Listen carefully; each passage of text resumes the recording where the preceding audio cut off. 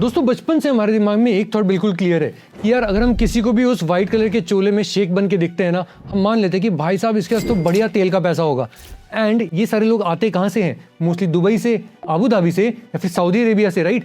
But सब के सब सेम कहानी नहीं होती है। जरा बात करेंगे आज हम सऊदी अरेबिया की, क्योंकि उनके पास बहुत सारा तेल था। एंड अभी कुछ ही समय पहले की बात है जब तेल का दाम रिकॉर्ड हाई पे था। आपका पहले गया $160 पर बैरल पे, फिर और ऊपर गया $127 पर बैरल पे, यानी $127 पर बैरल। ये कम नहीं होता है। लेकिन फिर भी सिर्फ 90 दिन के हेरे फेरे में सऊदी अरेबिया ने अपनी हिस्ट्री का सबसे बड़ा फिस्कल डेफिसिट रिपोर्ट किया। कितना? Well 125.7 billion riyals. ये कोई छोटा मोटा नंबर नहीं है दोस्तों। ये रफली $33 बिलियन का घाटा था, जो कि एक ही क्वार्टर में इन्होंने रिपोर्ट किया। अब जरा रुको और ध्यान से इस बात को सुनना। जब दाम इतना ज्यादा हाई जा रहा था तब तो ऑफकोर्स ये लोग पैसा छाप रहे होंगे ना ऐसे करके। वेल कॉमन सेंस की बात है, तेल बेचने वाला देश रिकॉर्ड दाम पे आखिर घाटा कैसे कर सकता है? इतना बड़ा fiscal deficit, how does one even explain this? ये सवाल अपने दिमाग में रखो, क्योंकि इसका जवाब इतना सीधा नहीं है जितना कि लगता है। और जवाब जब मिलेगा ना तो आपको एनर्जी मार्केट्स के बारे में एक ऐसी बात समझ में आएगी जो कि मेजॉरिटी लोग समझ नहीं पाते हैं। और ऐसा क्यों होता है? क्योंकि हमें बचपन से एक ही बात समझाई गई है कि भाई साहब तेल जब महंगा होता है ना तो मिडिल ईस्ट वाले वो नोट छाप रहे होते हैं, जम के पैसे कमा रहे होते हैं, वो अमीर होते हैं। और लेकिन जो लेटेस्ट क्वार्टर भी हमारे पीछे गया है उसमें सऊदी अरेबिया ने इस बात को बिल्कुल उल्टा साबित कर दिया है। एनुअल बजट की रिपोर्ट्स में अगर आप उनके देखोगे तो वहाँ एक नंबर छुपा हुआ है जो कि कोई हेडलाइन नहीं बता रहा है आपको, और वो जो नंबर है वही इस पूरी की पूरी कहानी की जान है। तो पहले ये समझो कि ये डेफिसिट आया कैसे। एक देश का बजट घर के बजट जैसा ही होता है। एक तरफ इनकम आती है और दूसरी तरफ खर्चा आता है। और यही सऊदी अरेबिया की इनकम दो जगह से आती है। एक ऑफ कोर्स है तेल से, और दूसरा बाकी सब चीजें जिसमें मेजर कंपोनेंट होता है तरह तरह के टैक्सेस। और इस क्वार्टर में अगर आप देखेंगे तो जो तेल से आने वाली इनकम थी वो गिर करके 144 बिलियन रियाल्स के आसपास आ गई थी। और खर्चा वो 20% बढ़ करके 386 बिलियन रियाल्स के आसपास पहुंच गया था। ओपनिंग क्वार्टर का सबसे बड़ा खर्चा। इसका मतलब समझ रहे हैं ना कि यार जो कमाई आनी थी तेल के थ्रू वो तो गिर गई, लेकिन जो आपके खर्चे थे वो और भी ज्यादा बढ़ गए। लेकिन यहीं पे आता है सवाल कि यार तेल की इनकम गिरी क्यों जब दाम इतने ज्यादा आसमानों पे थे? और यहाँ आता है इस वीडियो का विलन। विलन कोई इंसान नहीं है, कोई डोनाल्ड ट्रंप नहीं है, कोई भी नहीं है। विलन सिर्फ और सिर्फ एक चीज है, वो है पानी का एक छोटा सा स्ट्रेच समुद्र के ऊपर, जिसको हमारे देश का बच्चा बच्चा जानता है, स्ट्रेट ऑफ हॉर्मूज। अगर आप हॉर्मूज के बारे में सोचें, वो समुद्र के ऊपर एक गली की तरह है जिससे लगभग 20% ऑफ ग्लोबल सीबॉर्न ऑयल वहीं से ट्रैवल्स करता है। और क्योंकि उस रीजन में इतने ज्यादा कॉन्फ्लिक्ट्स होते जा रहे हैं, बार बार हो रहे हैं, रुक ही नहीं रहे हैं, रुकते हैं तो वापस चालू हो जाते हैं, तो इससे होता क्या है? वहां से जो इतना सारा तेल फ्लो करता था वो रुकने लग जाता है बार बार। और जितनी बार ऐसा होता है कि वहां की स्ट्रेस से तेल का फ्लो रुकता है, इम्पैक्ट उन सारे के सारे देशों के ऊपर आता है जिनके जहाज वहां से निकलते हैं। सऊदी अरेबिया की भी कुछ ऐसी ही विडंबना है। अब यहीं पे मैं आपको एक और चीज बिल्कुल साफ साफ क्लियर कर देता हूँ। तेल की कमाई दो चीजों से बनती है, एक होता है प्राइस और दूसरा होता है वॉल्यूम।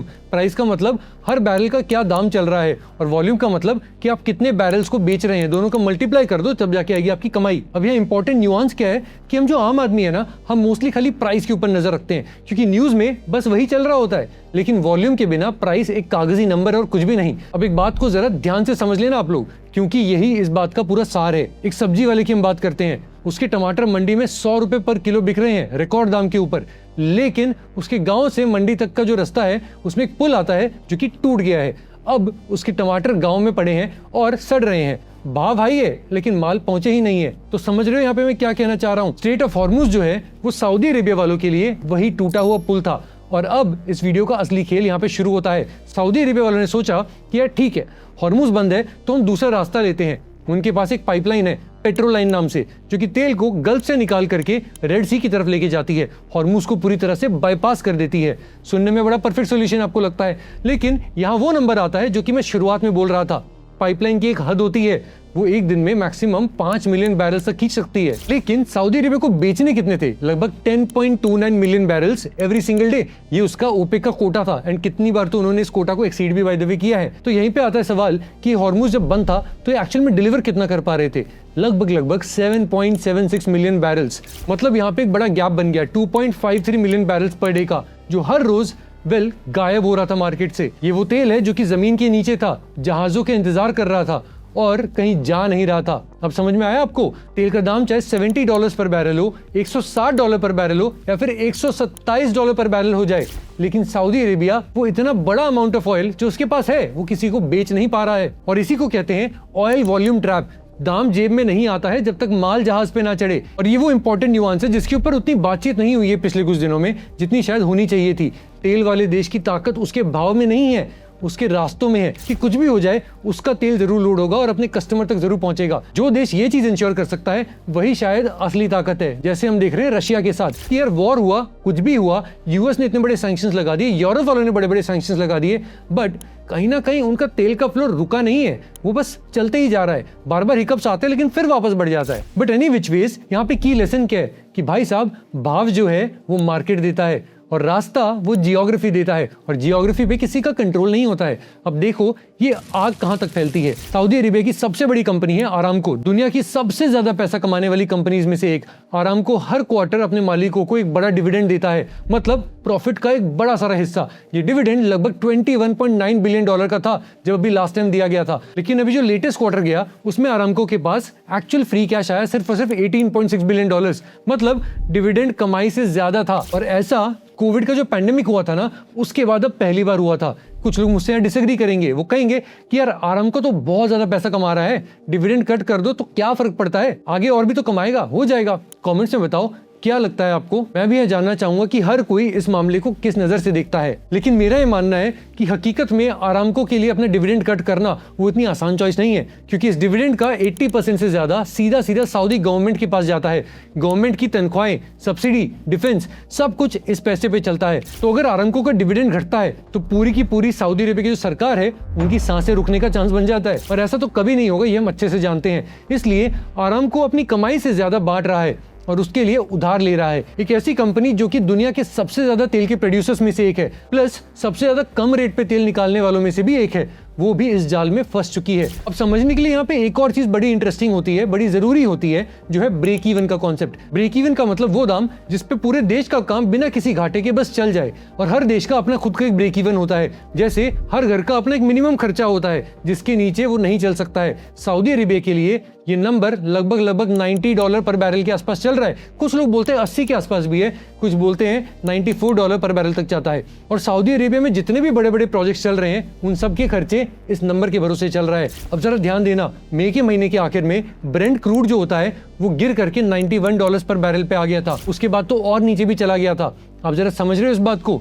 इसका मतलब ये होता है कि दाम सिर्फ गिरा नहीं था, वो उस लेवल से नीचे चला गया था जिसके बाद सऊदी अरेबिया के खर्चे चलने मुश्किल हो जाते हैं। और ये जितना भी घाटा हो रहा था सऊदी अरेबिया ने इसे अपनी जेब से नहीं बल्कि उधार लेके भरा। उसका टोटल कर्जा एक ही क्वार्टर के अंदर 1.52 ट्रिलियन रियाल से बढ़कर के 1.67 ट्रिलियन रियाल हो गया था। जमीन पे इसका असर साफ साफ दिखता है। सऊदी अरेबिया का जो बिजनेस कॉन्फिडेंस इंडेक्स है PMI वो 48.8 पे गिर गया। पिछले 66 मंथ्स के अंदर ये पहली बार 50 के नीचे गया था, मतलब बिजनेस सिकुड़ रहे हैं वहां पे। और ऊपर से बाहर से आने वाला जो इन्वेस्टमेंट होता है FDI, उसमें भी उस क्वार्टर के अंदर लगभग 60 to 70% तक की गिरावट आई थी। और बात यहीं खत्म हो जाती तो फिर भी ठीक था, लेकिन कोर्ट्स के अंदर छोटे छोटे बिल्डर्स एंड डेवलपर्स के दिवालिया होने के केसेस भी आने लग गए थे, बैंक्रप्सी के केसेस।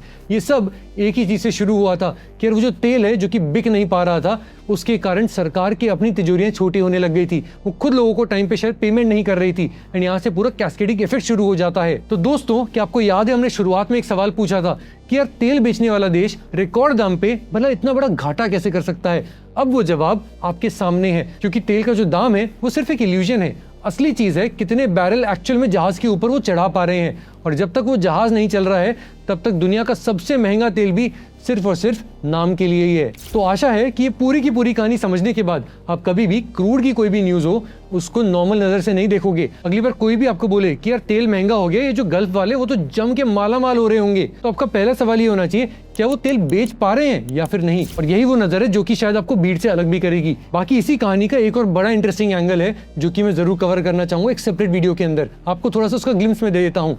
देखो, सऊदी अरेबिया के अंदर आज के दिन एक से एक बड़े बड़े प्रोजेक्ट्स चल रहे हैं, मेगा प्रोजेक्ट्स, जिनके ऊपर जो पैसा लगना है वो कई $100 बिलियन से बढ़ करके कई $1 ट्रिलियन तक भी जाते हैं। ये कोई मजाक की बात नहीं है। ये सारी की सारी फंडिंग तेल के पैसे से ही होनी है, गैस के पैसे से होनी है, लेकिन ऐसी सिचुएशन में उसके ऊपर क्या इंपैक्ट आता है। बट मोर इंपॉर्टेंटली जो लोग ये प्रोजेक्ट्स पे काम कर रहे थे, जो इंडस्ट्रीज यहाँ पे चल रही थी, जैसे कि हमारी इंडिया की L&T, इन सब के ऊपर इस पूरी सिचुएशन का क्या इंपैक्ट आता है या नहीं आता है, वो सब कुछ कवर करना मैं जरूर चाहूंगा एक डीप डाइव के अंदर। तो क्या आप वो जानना चाहते हैं? कमेंट्स के अंदर जरूर बताना। जैसे आपके जवाब आएंगे उस हिसाब से हम इसके ऊपर भी काम शुरू कर देंगे। बट फिलहाल के लिए आज का ये डीप डाइव यहीं पे समाप्त होता है। आशा करते हैं वीडियो आपको अच्छा लगा होगा। अगर पसंद आया तो लाइक का बटन जरूर दबाना और सब्सक्राइब का बटन भी जरूर दबाना, उसके बिना मत जाना। फिलहाल के लिए आप देख रहे हैं ग्रो एज, मैं हूं जयंत मुंद्रा। हमारी जल्द मुलाकात होगी अगले वीडियो में।